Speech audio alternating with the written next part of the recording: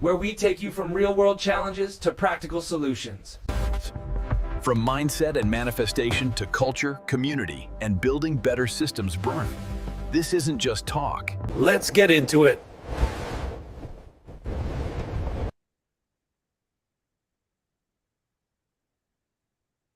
All right. Welcome to another episode of A to Z with Rodzilla and Ali. That's me, Oyanga. So we got a wonderful episode today. It's going to be, I believe, very eye-opening. A lot of education is going to go on here. A lot of heartfelt, just communication is going to be beautiful. How are you doing there today, Rod? Man, I'm doing fantastic. I'm excited about this one, man. We're going to be talking about finance, life, how to live a life that's rich, not just in finances, but everything, relationships, friends, family, loved ones, and just how to do it the best. So we have a great guest on, a good friend of yours. Yeah. So yeah, I'm excited about this one. I love talking about finance and just everything that makes a life feel rich, all the things that connect us. Money is one of them. I mean, we all have to have money, right? We all have to survive in this world. So I'm excited to hear the knowledge that gets dropped today on just that topic. And this guy, that Nigel, he's coming on. He wrote this book right here. I've been reading it. It's a wonderful book. He's going to tell you a lot about it, but it's a book that I feel everybody needs to read if you're just as a brush up, and if you are not financially rich. It has some other good lessons in it, and it's a beautifully written book. We'll talk about that a little bit later, but this guy, he's been a probation officer, so he understands government. He's a Coach Raw. He done brought his team up to championship level. He does speaking engagements. He's a wonderful friend. He's awesome. He's uplifting and everything. But today, excuse me, today, man, there's a lot of stuff going on out here in the world. Last time we jumped in with the transgenders going into basketball, right? And the NFL, but what about the water?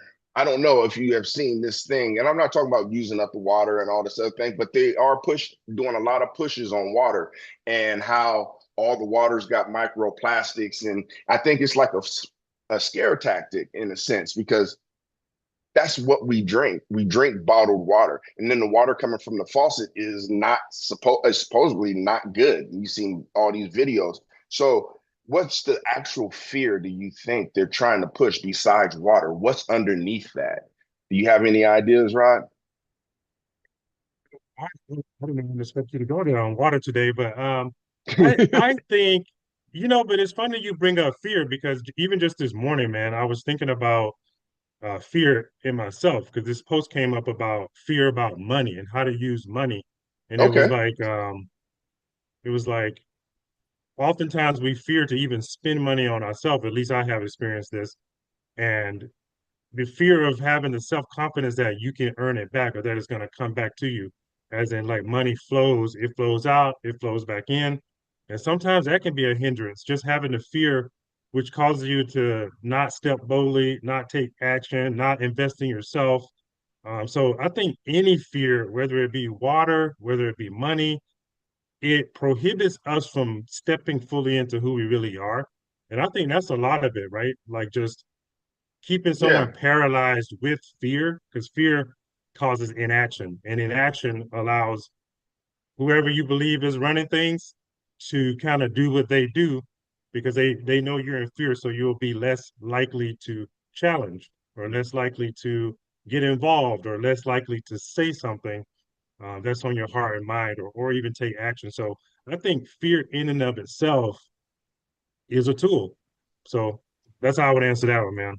Okay. So I dig it. So it is about knowledge. And one thing that we got today, and since you did bring up finances, and that's what this conversation is pretty much going to be about, um, we're going to dispel some fears with this guest, Nigel. Nigel is going to be able to calm some things down. So without further ado, we would like to bring Nigel here so he can talk about his book, Future Rich, and anything else that comes up to us. Because you know this is A to Z. What's up, Nigel? How you guys doing? Rodzilla, Ali, here for you guys. Yeah, we're doing great, man. Glad you're here. Glad you're here with us, man. Ali did a great job introducing you. I'm excited to hear more about your story, where you came from, what got you into this work. So, welcome, man. What got you into talking about being future rich and educating people on money? Yeah. Well, first off, I want to thank you guys, A to Z, for having me on here, because this information, like you said and Ali said, needs to be out here to everybody. You know, this is information moving into the future as we got the midterm elections coming up. You know, everybody's going to be really on to where their money's going, and, you know, with inflation and the rates. And so I just want to thank you guys at this time, because this is just the forefront of everything that's coming for everybody in this country. But going back to me, Nigel Williams, like you guys said, thank you guys again. This is started off as a life dream of mine because of information that was passed on to me from other people. It took me 52 years of my life to, well, almost 52. I'll turn 52. So I'm 51. So I'll say 51, 52 years of learning some lessons. And that's why it's, you know, it's called, you know, Future Rich, because once you get the information, you know, once you read the book, your future is brighter. But it's lessons that they don't teach you in school, because they're my lessons, and they're lessons that we don't really get taught in school. So just to start the process of teaching and learning came about because I retired from the probation department. I worked there for 25 years, 26 years. Unfortunately, I had a disability, you know, caught a staph infection in there that almost took me down. So when I was in the hospital bed, from that point on, it was like, okay, if I'm gonna come back, I have to make an impact. And that impact for me was being in Silicon Valley, but growing up in Oakland inner city with a single mom, seeing San Francisco, where my grandfather had migrated from the South, from New Orleans up to San Francisco, became a longshoreman, worked a lot of overtime, saved his money. So I was hearing these concepts of compound interest and rule of 72 and how do you double your money. And it was just kind of like, I'm hearing the same thing from the streets also, where people were like, this is how you double up on, you know, drug activities. And this is how you go meet the supplier. So I'm this kid in the middle going, what's going on here? And fortunately for me, we moved around a lot of Oakland inner city.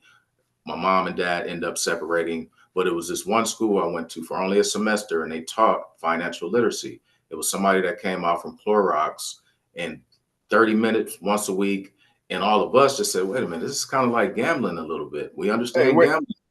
Yes. 1 second. You said Clorox. You talking about the company? The company, yeah. Okay, like the bleach. Okay, cool. So they have divisions, and I guess that division was to go out into the inner city, kind of teach a low level, you know, how to get into stocks and all that kind of stuff.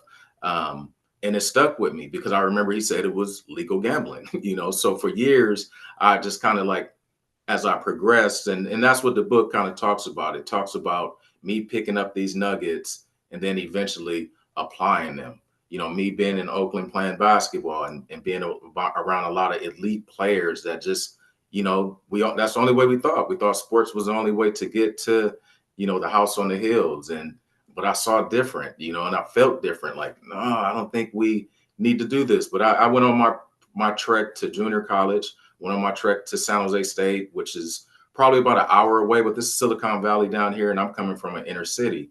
So all those things, I just wanted to put all my experiences in one place and just have, you know, a resource book. And it started off as a resource book that I just wanted to be out there to the world.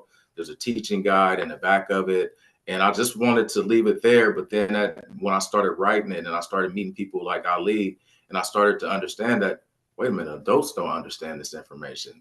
7 out of 10, 8 out of 10 adults don't get this information. So at that point, it just, it's about for and that's where Yep. the book started. This is where the teaching podcast started Yep. to come in from. So that's a little bit of how it started, but there were a long journeys on that trek.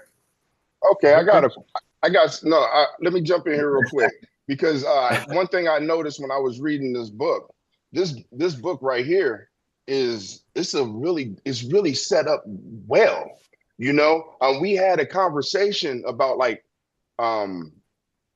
we're doing these podcasts and everything, and then people are trying to tell me personally, "Hey, man, your podcast. I seen a couple of episodes, man.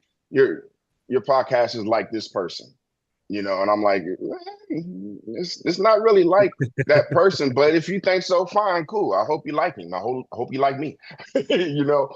But this book is set up not just like a novel type style. It's set up like a school book. You know, Yeah. there's activities in here that some of them are like some of them are kind of easy, but I understand that they're easy because I remember we was talking and you was going to build a book for children. Yes, And I was. like you just now said that you realize that there's other people, especially when you was in our group. Well, we're still in the same group, but when we were all together, that you realize inside of our group and even outside of a group that there are adults that don't have that financial literacy. Now, my dude Yes. Rod over here, he's financially literate and he understands a lot of different angles from this. That's why I was like, man, y'all guys need to talk so that we can bring some light to a lot of people. But this book right here is set up to where adults and children can learn together at the same time. What made you, I mean, I have my idea and I just said it, but what made you do the book this way? Because, you know, some people might say, man, this is elementary. But when you read it, you know what I'm saying? It's different. Yeah. So that idea came from you guys, and I birthed that idea within our leadership program. Because to be honest with you, before about a year ago, I was searching, and this is where everything started to come about, where I felt like I needed some kind of program to kind of give me some assistance. I didn't know where I wanted to go. I'm retired now. I'm coaching high school basketball, but I wasn't feeling. So that idea of the school age teaching came from me coaching high school basketball, because my kids, as I'm talking about things and, you know, just preparing them for life, you know, outside of basketball, it was what I was doing in the beginning of the book, just giving like basics of if you purchase Coca-Cola and they give you a dividend. But if you had 10 and 20, 30, it was easy for them to figure it out. But when I came to the leadership program and everybody started to go, hey, wait a minute, we don't understand this. I was frustrated with a lot of adults because this work, and Rodzilla may know this within itself, adults don't want to hear it because we made so many mistakes, or I don't want to see somebody doing better than me, or, you know, I didn't learn this from my family. So I was kind of frustrated to say like, all right, well, if you guys don't want to, I'll give it to the next generation, because I don't want them left behind like we were kind of left behind to learn this information as bits and pieces. But when I got around like-minded people, I started to understand, let me write this from an angle where this, and I never thought about this until probably about a couple of weeks ago. This book right here, Future Rich, the way it's written now, is volume 1. So as I talk to people and I've educated myself and started to take insurance classes and health classes to get licensed, that's where I'm stepping into the arena with Rodzilla to be able to have conversations to elevate this book from a beginning volume 1 chapter to where we introduce simple terms, but now we can move on to some more, you know, complicated things that people can figure out and work on their own. But this was just supposed to be a tool list to where you can understand how to go into a Fidelity account, how to go into a swap account yourself without being charged by anybody, no fees or anything, and invest your money for yourself. So that's where it kind of birthed itself from. Yeah, I mean, I appreciate the accolades on financial literacy, but here's one thing I would like to say, right?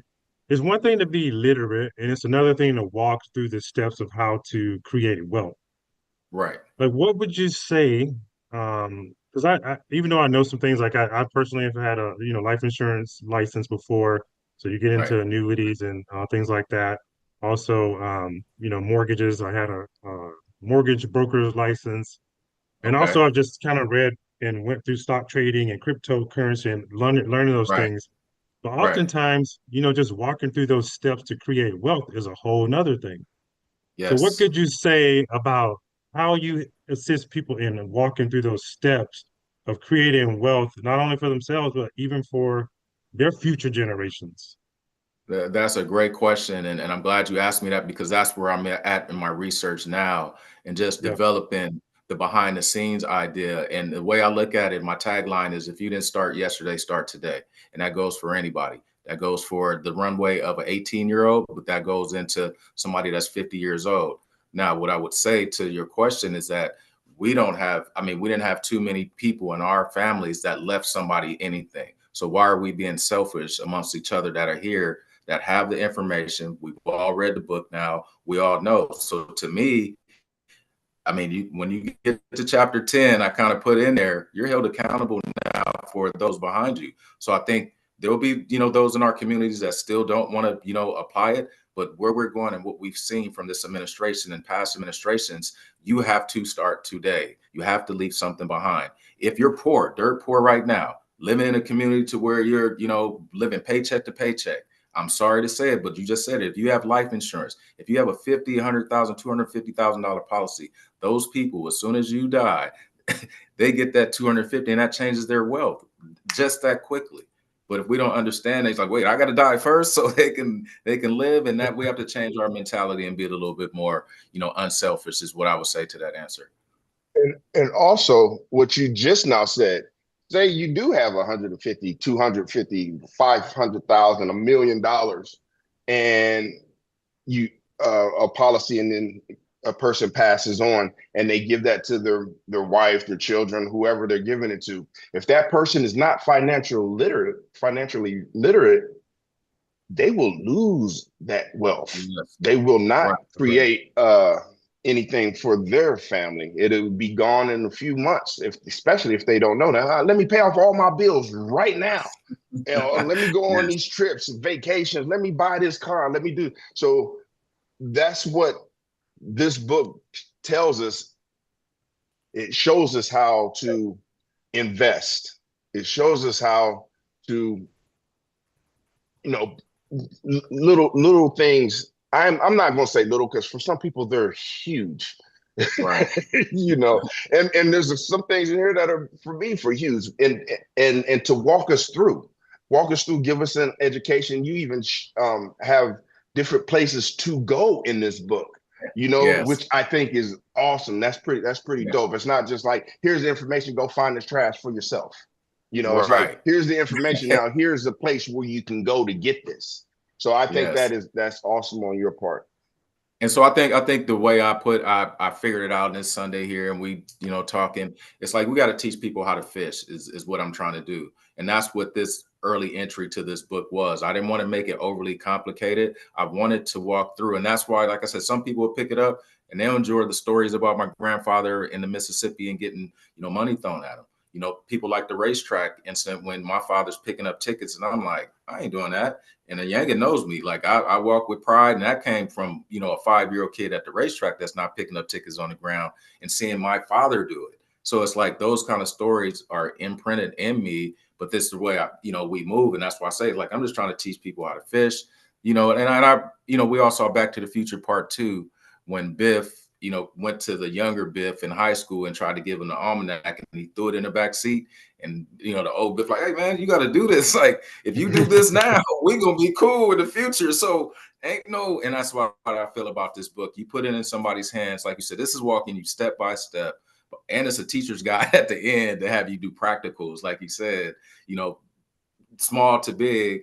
If you don't want to do it now, then that's when we got to start working on the mentality more than what's actually the steps to do this, which is all part of it. And that's why I said this is just the beginning of a long journey that I feel like we can all be a part of. And, whatever aspect that is, we can teach somebody else because this is what we all need. Man, I got a question. I'm going to try to set it up, right? You mentioned two things in your life that you've been a probation officer, Yes. worked in probation, and you also were a basketball coach, right? And I know Yes. in my own life, you know, I grew up, you know, in Dublin, Georgia, a really small city, and it was difficult to see what life could present to me as opportunities. Mm, Just everyone around me kind of worked in factories growing up. And mm, then, you know, that's what my aunts and uncles did. And just my aunts and uncles were also sharecroppers. So I'm just one generation mm, removed from that. So you have a mm. very capped view of what life could present to you. And it wasn't until Yes. someone asked me after I got out of the Marine Corps, hey, you could have a job in fitness as a personal trainer. I didn't know that was a possibility. So also, you've dealt with people who are in the probation system, and you can probably speak firsthand to the limited Mm. view of possibilities that they saw for themselves. What would you say to someone like who's thinking, man, maybe rich isn't in my future. Maybe that's for someone else. It's not going to happen to me. In your own experience from, you know, working in probation and basketball and having those conversations, what do you say to someone who has that capped, limited view on how to even create wealth or that is a possibility for them? I think you said the word right there, wealth. And to me, it's not about money. It's about the freedom that it brings to you. So I don't care if you're in India. I don't care if you're in Georgia. I don't care if your money is money. And the way I look at it is whatever your threshold for freedom is, then that's what we're meeting. To go back before that, you have to have a vision of where you want to go. You have to have a vision of what freedom and what success actually means. So for me, that's where I start in any community. That's why you can drop me off anywhere. I've been to the bottom. I've slept on couches. I've been in basements, you know, and I've been in Silicon Valley where I've, you know, shunned away, you know, people that own or that are CEOs of companies because I didn't understand that world. So I do understand the fact that if you're limited in your thinking, I don't. What is was this dude telling me to meet with him over lunch? You know, tomorrow, because he likes my personality. Where I come from, that's oh no, that's red flags. Now this guy's owning a company and wanted me to be a part of it. And now, like I said, I'm 51, realizing, oh, I made some mistakes because I didn't have a vision. My vision just was a bunch of money and a bunch of partying, and you know, and that's not really a vision. You know, it's like, what is freedom? Now you ask me what freedom is. It's on land, it's by myself, no bills, you know, no worries, compound interest working for me in my sleep. And it's just like I kick my feet up, and that's a version of freedom. So I would tell your younger version of yourself, what do you think freedom is? And if that is the double wide and the, you know, the 20-inch rims or whatever it is, we still got to develop a disciplined plan to get there to where you do still have Yeah. life insurance, still have all the other things in place. So however you want to play, you play. But there's certain things that we need to do to put in order to where you need to reach that freedom. So, I mean, the other piece about the limited ways of thinking, and you guys know it because you guys were in the military, you got to get out of those neighborhoods. You got to go see something different. You know, my grandfather started that off, and you know, with going into the army at 14 years old, having a sister, you know, and you guys remember or probably heard about those days in the, you know, the 40s and the 50s that he was trying to get out of Monroe, Louisiana. So he ended up going, you know, being a cook in the army, then came back and ended up being in the Navy, then came back and ended up moving from Louisiana. So you got to get out of those neighborhoods. And that's what taught me that my grandfather learned all this information on his journeys. And we all have a journey. You know, we all have, Yeah. you know, a destination place that we're going. So yeah, it's just getting out of those silos also. And you did say mindset. And there's something I'm just going to share it because it's true and it happened and it was sad. So I'm sad Right. about the trash right now, man. Um, because I didn't have the knowledge or understanding of money when I was joining the Marine Corps, and a little bit of history, the Marine Corps' bank was called Fort Seal. That was the Marine Mm, Corps bank. When I joined in 97, uh, it had turned to Navy Federal. Fort mm, Sill had got caught with some stuff, and Navy Federal became the Marine Corps Bank and Navy Bank. And when I was in there picking what bank I was going to use, because that's what they do at boot camp, you can pick which bank you want your money to go into. So I'm in there, and the guy said, "Hey, check this out. What Do you want to invest in Navy Federal? We will take some money out of your paycheck and put it here, and then it will just grow. And I'm like, that's like a savings account. And he was like, no, not really. But but he was like, but this is the only time you'll be able to do it. And Mhm. I walked out the door. If I would Mhm. have did that back then, I would be a millionaire right now, because at that particular point in time, Navy Federal only was the bank for the Navy and the Marine Corps. Now Navy Federal is the Armed Forces Bank, and they're bringing other people in. I would have had a piece of Oh a man. large credit union, you know? And So how old were you back then? I was 20. I Oh, was 20, and I just didn't have that knowledge. That's why I think this right here is so important. And what yeah. you and Rob both have to share with our community, and Yes. any community, but our community, because we don't have what you said. People, I'm not saying we don't have. There's not a lot of people in our community that is um, transferring wealth over to their children. You know what I Yep. mean? The thing that I got from my pops is a chessboard. That's mental wealth, but I have to actually play it. Right. You know, I do play, but I'm saying that's what I got. You know, and for me to just say, hey, this is your grandpa's son or daughter. Uh, Here, live with this. Yay! You know, it's not enough. There has to be something that allows them to have some sort of freedom, and that's what you guys, both of you, are doing by sharing this information. And everybody else who is listening, understand this is about love. This is not about calling anybody ignorant. This is about saving lives. Understand that. Understand that no matter what it is, you have the ability to save your child's life, your grandchild's life, your own at this time. Just like he said, if you're 50, I'm 51. Yeah, I'm 51. And starting right now is not a bad thing, because it leaves what you told me the other day, Nigel. You said, when I asked you that question, like, hey, I'm 50, 51, whatever. You said start now, because right now it's generational wealth that I would be creating. Not so much wealth for me, but for everybody else that's under me. So take that in That's heed, get the information that you need, and share it, grow our community, grow your communities, and do other things, because I'm about feeding and you're about teaching people to fish. This is the same thing yep. Same in different. concept. Yep. Yeah, yeah. And I So have a question in the comments for you, Nigel, Okay. and it's from on YouTube, Jamie Stanley 5153. How do you teach couples who come from two different financial backgrounds growing up how to save and spend money together? I mean, that's a personal one for me. Uh, how do you teach people with two different backgrounds to come get together on the same page? Maybe one person's a kind of a scarcity, poverty mindset, and they meet someone who grew up with abundance. That can create some internal conflict within the household. How do you work with something like that? If I'm working with somebody like that with couples, one, it's a beautiful thing for me, and it's easy because they are a couple, so there is some commonality there.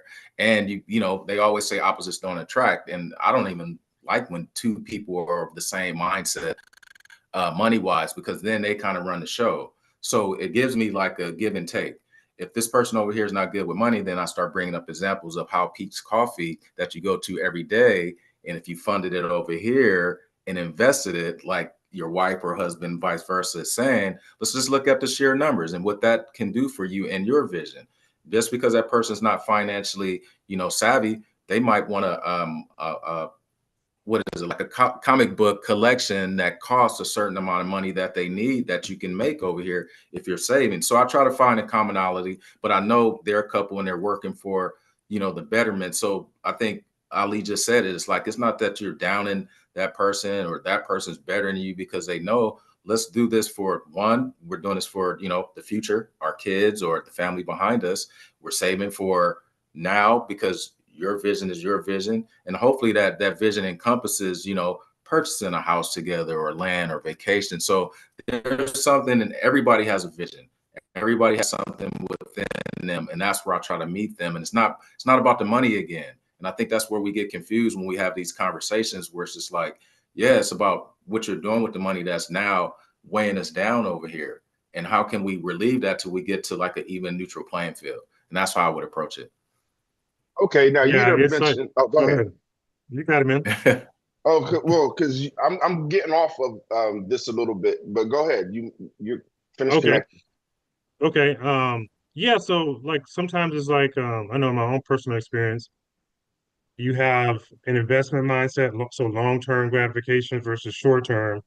And in a relationship, at least in mine for sure, um, I personally want to give my wife everything she wants, but also that can be Hmm. prohibitive for long-term future growth. And finding the middle ground between those two of like we've had conversations about, oh, we need to budget more, but I know in my Hmm. heart, depending on what you make, right, you can't almost can't budget your way to being a multimillionaire if you're only Right. making 80 grand a year, let's just say.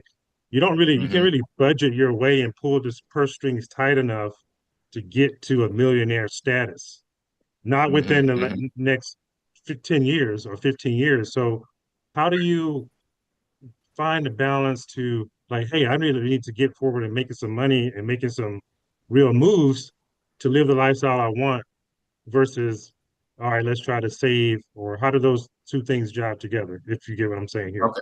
Yeah, no, absolutely. I mean, it's all stuff that I coach on. And this is why, we're getting into the weeds now. This is where you have those tough conversations and you say, like, first off, we keep talking about numbers. And the way I Right. look at it, I would say $1 million, no more, because that is obsolete and, where we're at. You're not, some people aren't comfortable with $1 million at this point. So going True. back a little bit, there are built-in systems for rewards also. Now, I'm not telling anybody on here to, save their last penny, put it in investment accounts. If you go to any good, counselor, advisor, they'll tell you some of that money should be spent on a good dinner every now and again. Some of that money should be spent on some Louis Vuitton, purses every now and again. And that's where I would build that into the system of knowing if every 3 months we can splurge a little bit here, it makes the savings easier for everybody. You hang out the little carrot for anybody and they're going to go for it. And if they don't, then that's a different mindset. Because if you're still saving and able to, have that good dinner or that reward, it's kind of like, lifting weights and, losing weight. Like you got to build in those cheat days. You got to build in those reward days. And I say the same thing with finances. If we're not looking at $1 million goal, but we're looking at savings and we're looking at our bills are paid, we got an emergency account, we have our life insurance paid up, we have all our other stuff, securities, so where if something happens, we're covered. Okay, now let's take a trip to, Paris or whatever. But let's build that into the system of not putting every last penny that we have. And then that's what I'm talking about in the books. Sometimes you got to create income, and like I said, it started for me seeing grandma with the ices and the candy and and people and kids coming up to the windows, at the house. And it was like, what is that? And it's like, that's how you make extra money. Then it went to flea markets. Then it went to, Craigslist. Then it went to Marketplace. I'm sure everybody got something around their house right now, or a few items that they can pick up and put on Craigslist and make a couple $100 right now. Now that leads into, okay, let's take a trip. And once you get addicted to this way of living, it changes the mindset. I guarantee you, because there are rewards built in. And so it's not like I'm telling people in this to save every dime and don't go and enjoy themselves, because this is a life too. We're human beings and we need that, adrenaline also. Okay, you done Great answer, mentioned man. I appreciate that answer. Great one. you have mentioned vision. Now, our leadership Yes. program that we are in uh, speaks about vision,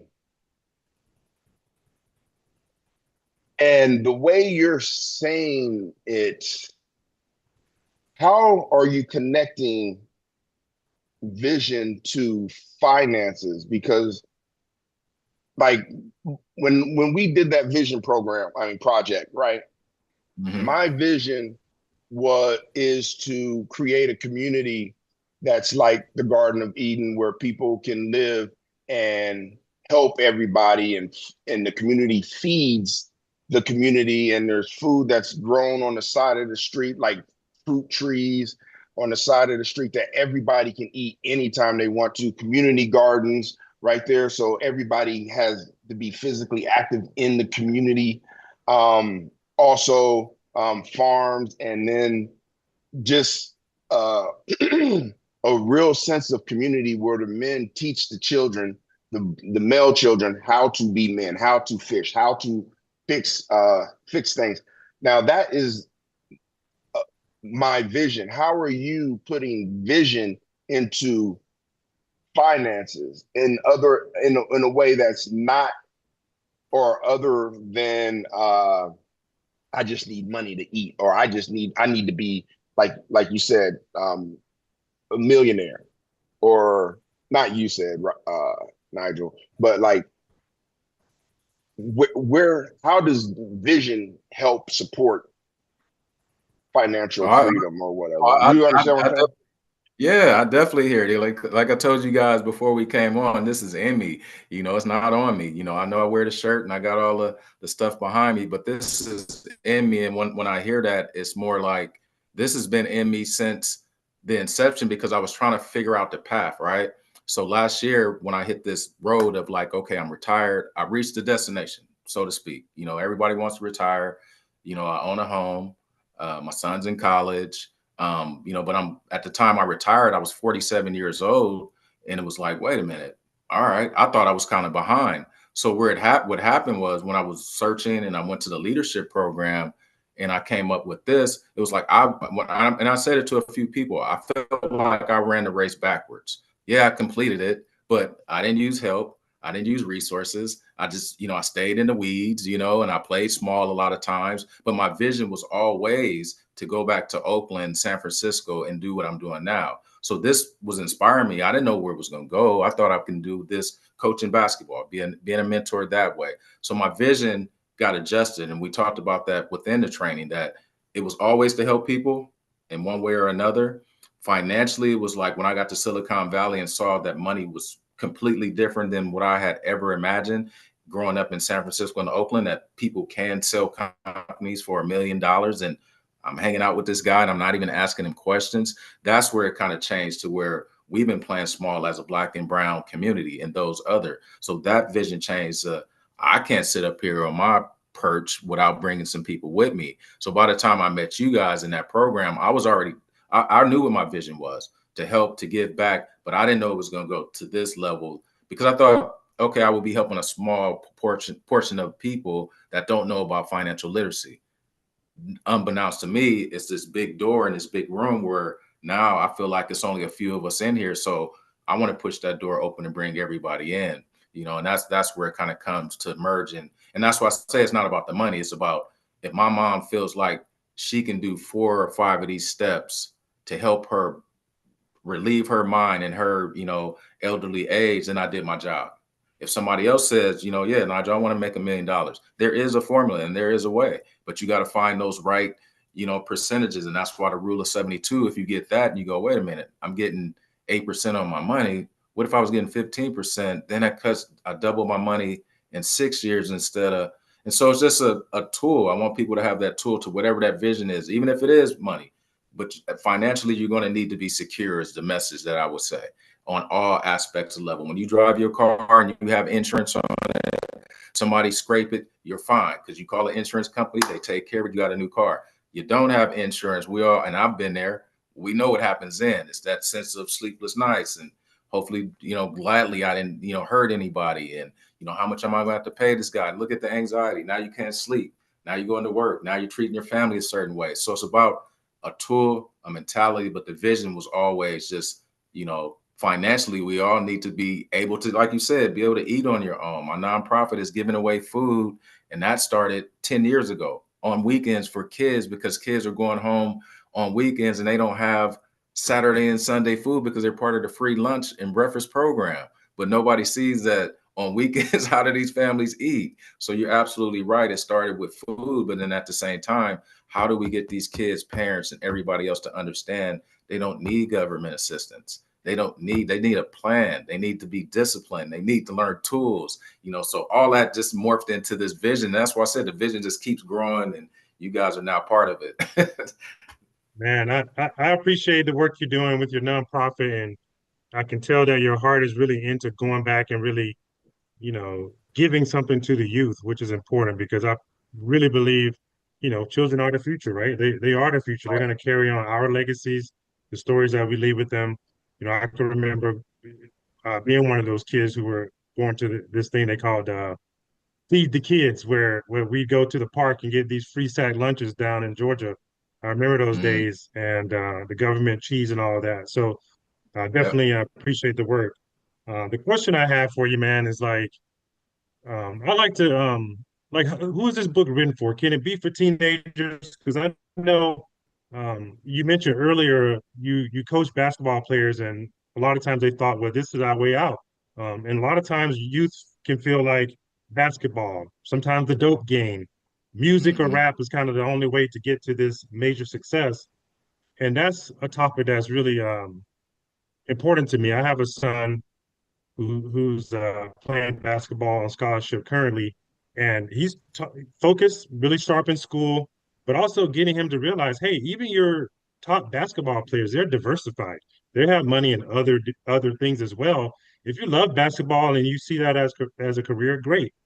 But how can you also speak to those youth to, hey, it's also important to diversify, play basketball, do some investments. So what would you say to those youth who are in that kind of situation?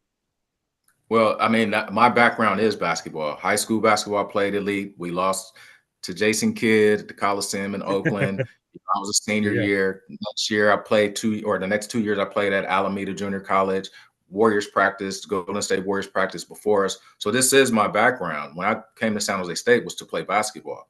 The people that I'm around, I have a strong community. And with the NIL business, that's where I have a nephew that's playing at Creighton this upcoming year. He has the book and he understands using the NIL money to leverage his future because he understands the runway of compound interest if he starts with a little bit of that money. And that goes into what we said earlier about, I don't tell him to not buy a car and jewelry and all the other stuff. It's put a certain percentage of this right here away because your runway is longer. And if you get injured, God willing, hopefully nobody does, but this is the game. I played it, I've suffered a lot of injuries. So it's like, if you're dependent on just basketball, we should know at this point in our lives, the NBA, when we came up or when I came up in the 80s, it was still relatively new and money was small. Now we understand what the contracts are and we understand that a lot of people lost money. So that's where I give the history of the Chris Washburns and all those other guys that came along that had these contracts and lost their money. Once again, if you want to be a part of that, or you can follow some tools and some rules to set yourself up to where maybe after basketball, you can go into business with this money. And that's why it's easier for me to talk to the youth and those teens and that 18-year-old that's just starting off, like you said. And that's why I asked Ali earlier, like, how old were you? Because that's important to me, because a 20-year-old, if he would have had that knowledge, 10 years and invest in that money alone, by the time Ali was 30 years old, that changes your course of life. Now, maybe you don't go to that job that you don't want to, sign up for. Maybe you start a business on your own. Maybe you read the next chapter and you go down there and you get a business license and you say, my vision is, and I started. The vision for my nonprofit, I had it for a few years and it just sat there. It was just the fact that I started it. And that's why I say just start something and then it'll start progressively building. And I say the same thing for athletes, when I talk to them. And it's like, when they see that, now they're not dependent on that NIL deal at a school they may not want to go to.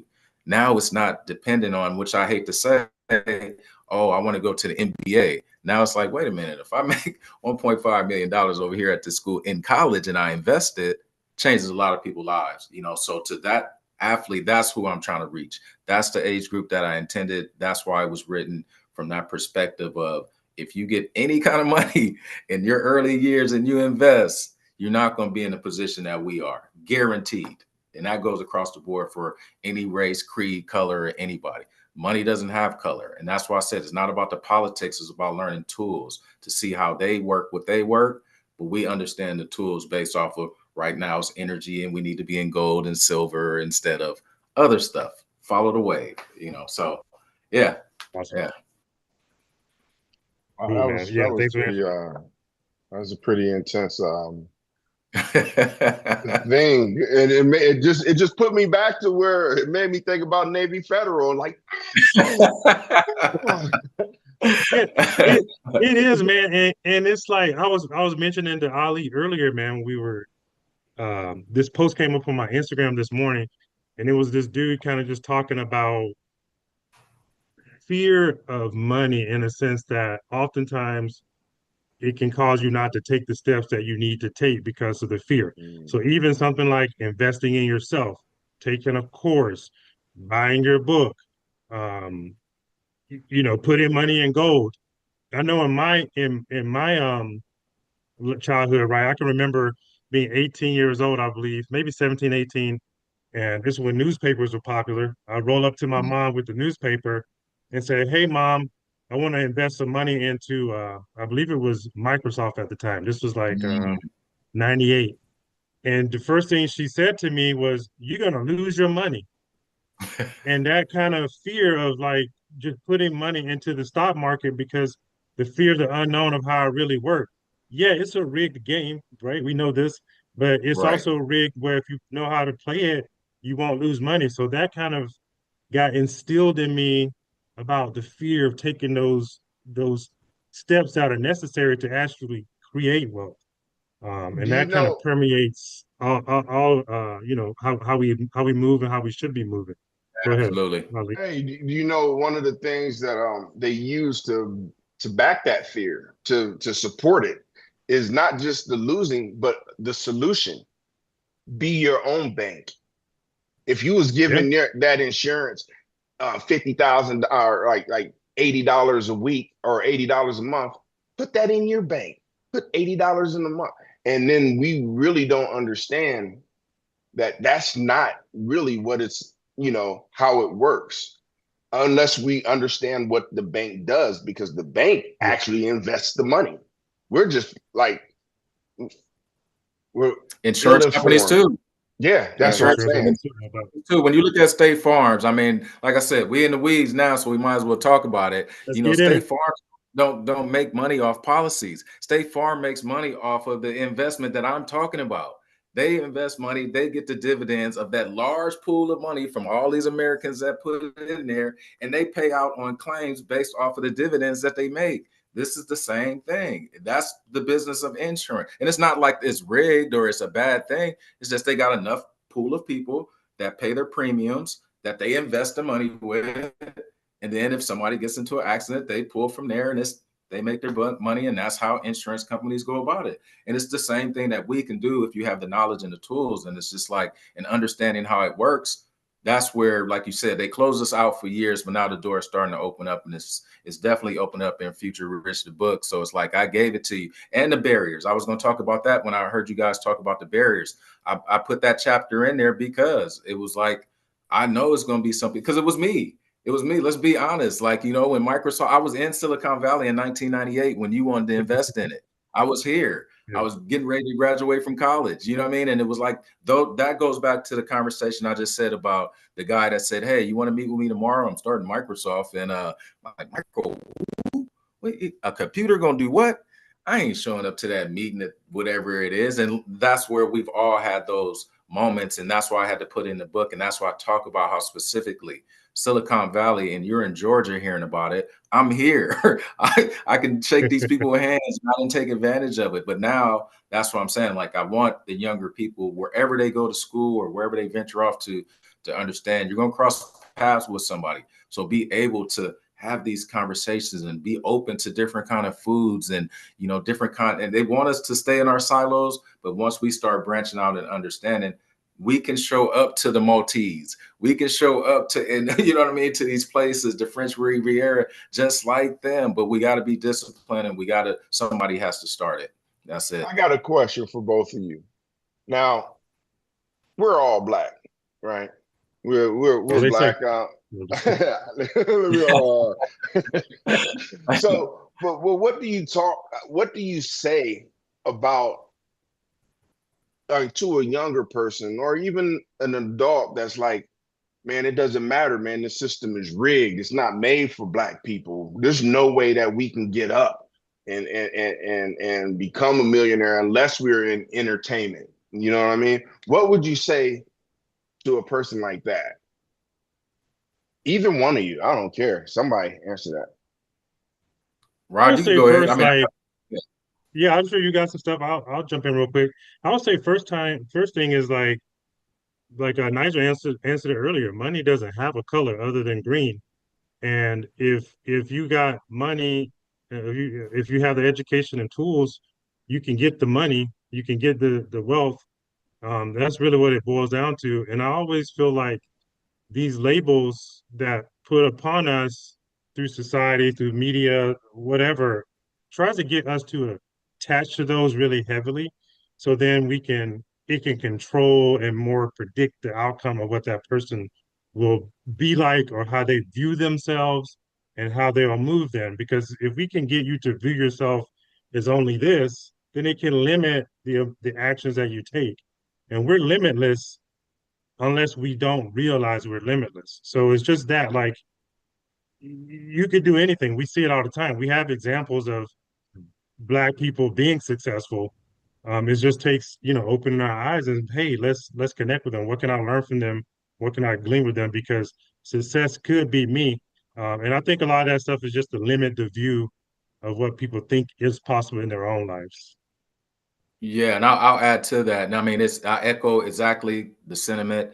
You know, perfect. But I give examples. I mean, and when I Sure. go out to just at high schools, when I do this with the younger people, and the one that gets everybody is my iPhone reference. With older people, you guys just heard me talk about Peace Coffee, Starbucks, people that go there every day, spending $20, $25. You times that times five, you times that times 4 times a month.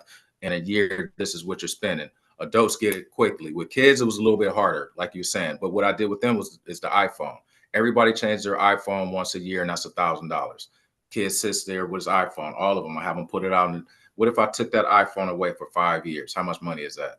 If you stayed with that one phone, you didn't do the upgrade every time that, the Apple people came out with the new models and all that, phone still works, still has a camera on it, still does all the functions, but keep it for 5 years. All right, you don't want to keep it for 5, keep it for 3.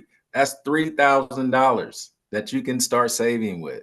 So let's change our mindset to not think like I have to have the latest, greatest, and all that. It's no, I can wait and then I can build, and you can have both at a certain point. So it's changing the mindset. That's what it all boils down to for me when I'm speaking to young people. And once you take that tangible and they go, damn, wait a minute.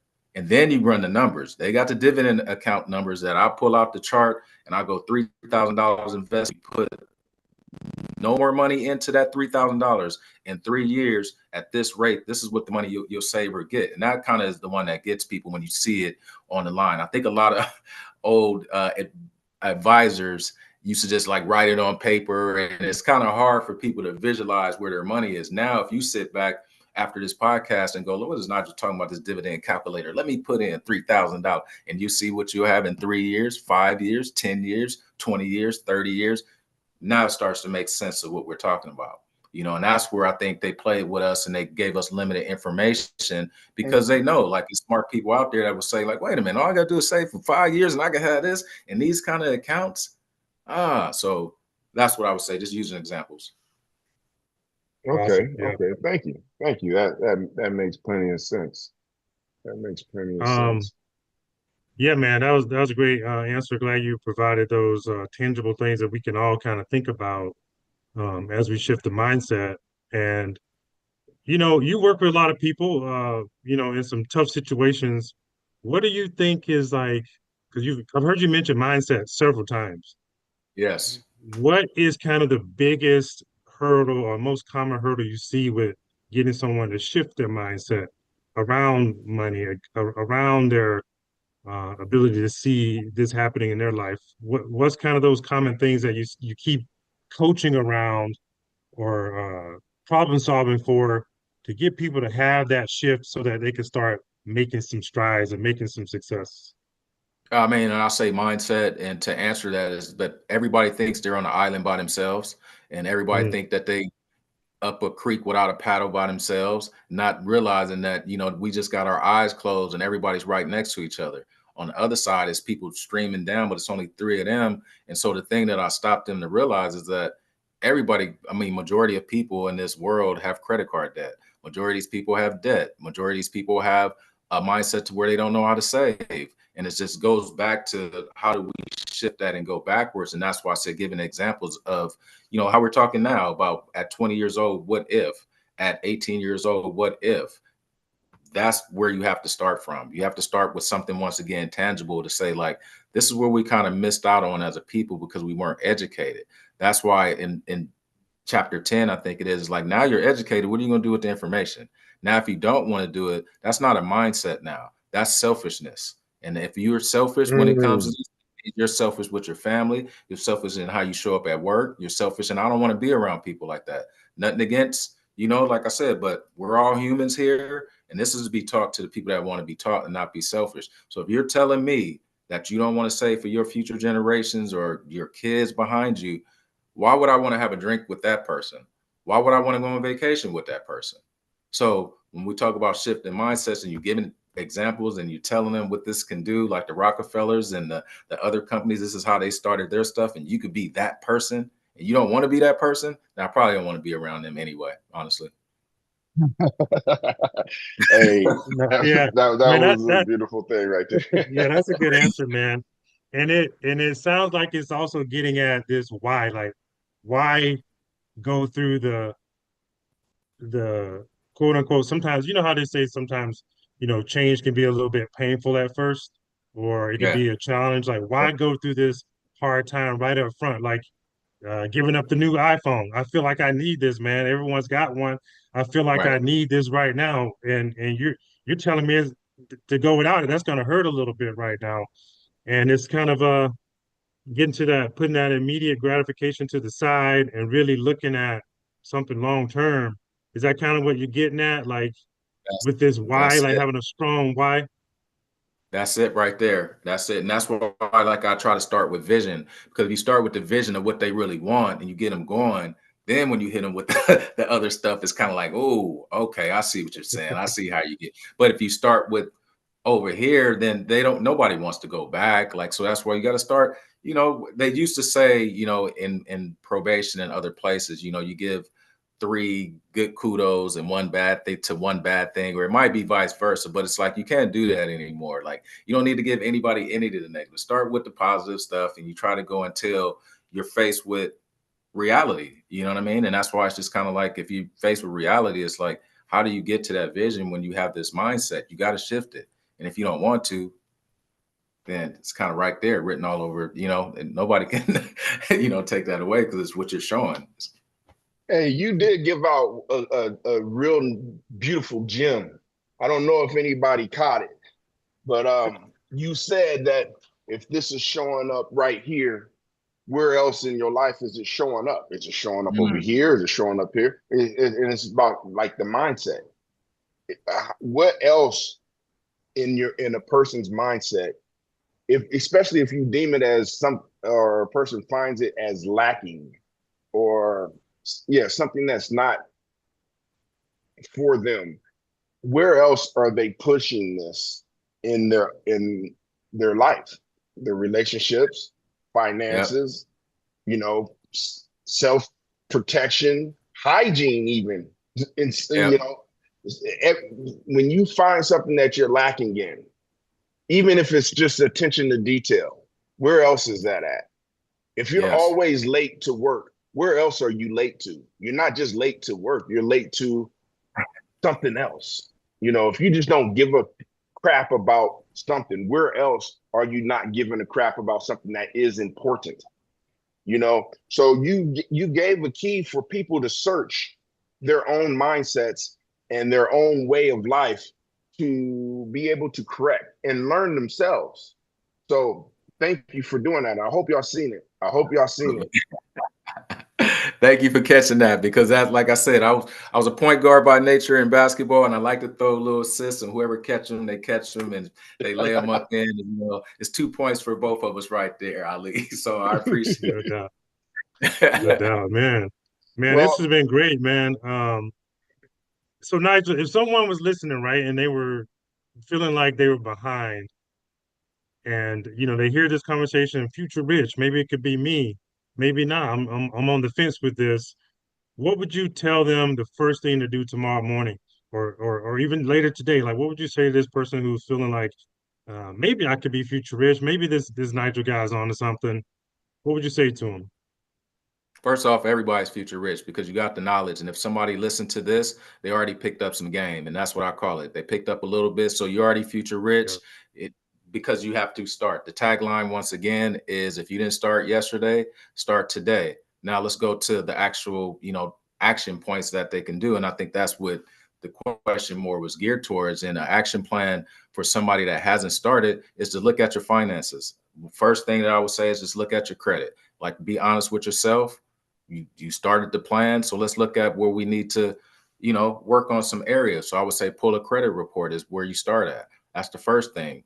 I would look at the coverages that you have. Do you have life insurance? Do you have medical insurance? If you do, then it's just check mark. So that first initial is you just taking inventory of your finances, of your insurance plans, gathering all the information that you need, piling it up into, a Word document or whatever. And then you call somebody. Then you call somebody that's a professional. You call me, you reach out for the coaching. You take the 30-minute, one-on-one session to see if you did the inventory check. Now, if you want to move on from that, it's simple plan. It's, to me, it's a probably a 7-step plan, but 9 times out of 10 people already have it. They just need to put it together. If you have the life insurance, you may need to adjust it here and there. You already got car insurance. Hopefully, in every state, you got to have that.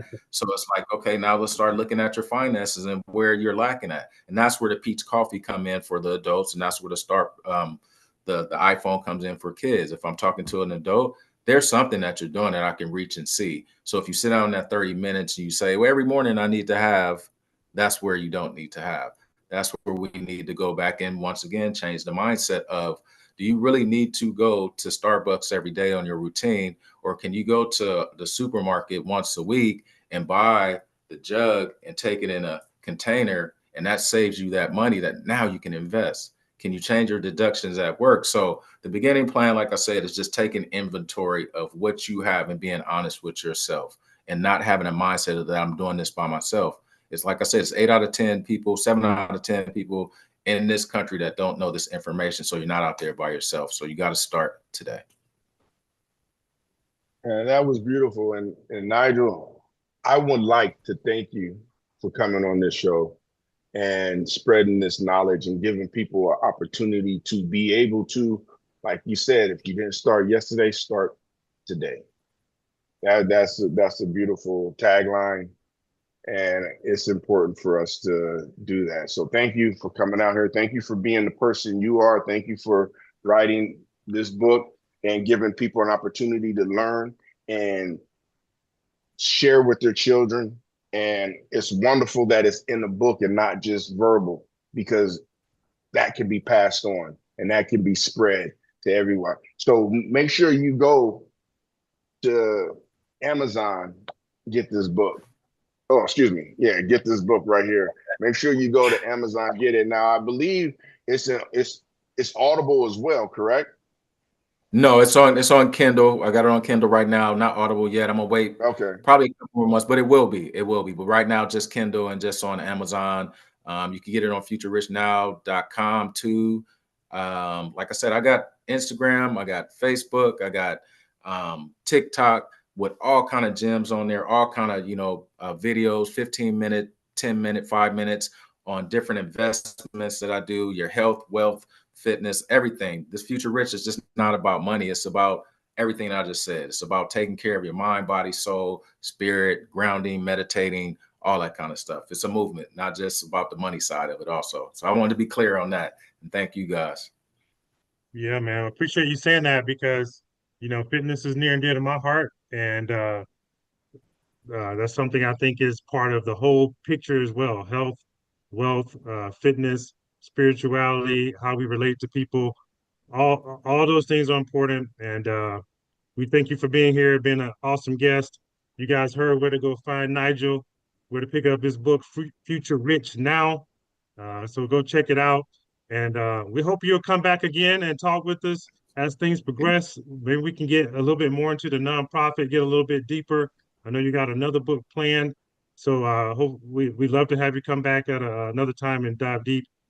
And hopefully you'll join us next week, man. We got a good show coming up next week. We're going to be talking about GLP-1s and how that's affecting our health. How I'm sure you've heard about the craze and Yes. everyone's on them. What are the long-term effects? What people should be looking out for? So we're going to dive deep into that one. I'm excited about it next week. I'll be here. I will be here. All right, bro. We're gonna go ahead and close this out, Nigel. See you later. Thank you guys. I love you All back, right, man. man. Thank you, sir.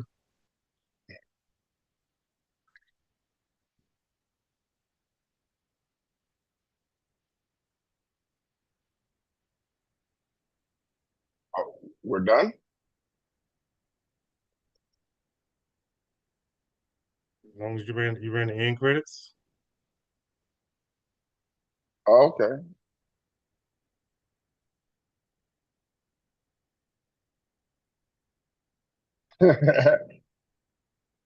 Wow.